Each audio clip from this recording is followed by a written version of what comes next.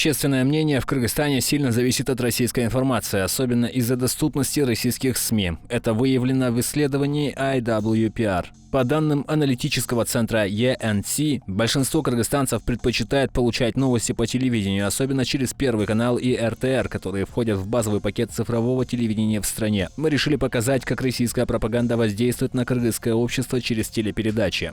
Кыргызстан оплачивает вещание российских каналов «Первый канал» и РТР «Планета». Министерство культуры объявило, что это связано с популярностью разнообразного контента, предоставляемого этими каналами. Однако закон требует, чтобы не менее половины контента на этих каналах были на государственном языке и не менее 50% должны были быть отечественного производства. С начала войны в Украине Первый канал поменял сетку вещания, и теперь в будни не большую часть времени канал дает сводки с фронта или ток-шоу с дискуссиями о войне. Контенту о войне посвящено 10 часов в сутки. Военной тематике на РТР выделено 8 часов в сутки. К примеру, передача «Информационный канал» на Первом канале посвящена войне, занимает 6 часов эфирного времени и выходит 5 раз в неделю. На ток-шоу приглашают экспертов. В этой программе эксперты высказывают лишь свое мнение, что дает возможность манипулировать мнением зрителей. Экспертов с другой точкой зрения не приглашают. В программе очень часто приводят новости из зарубежных СМИ, но среди этих новостей встречаются и фейковые.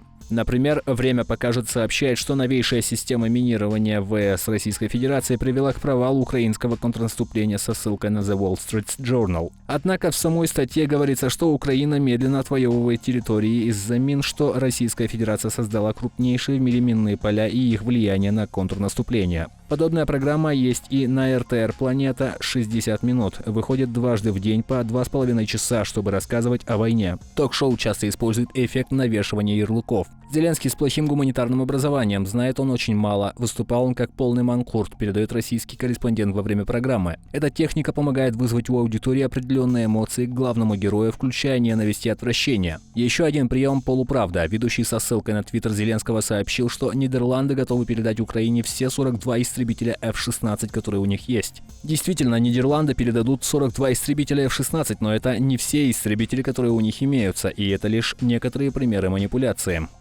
Вывод. В Кыргызстане российские телеканалы по-прежнему популярны, и так как они подконтрольны российскому правительству, они активно используют эфирное время для пропаганды, включая манипуляции, дезинформацию и полуправду.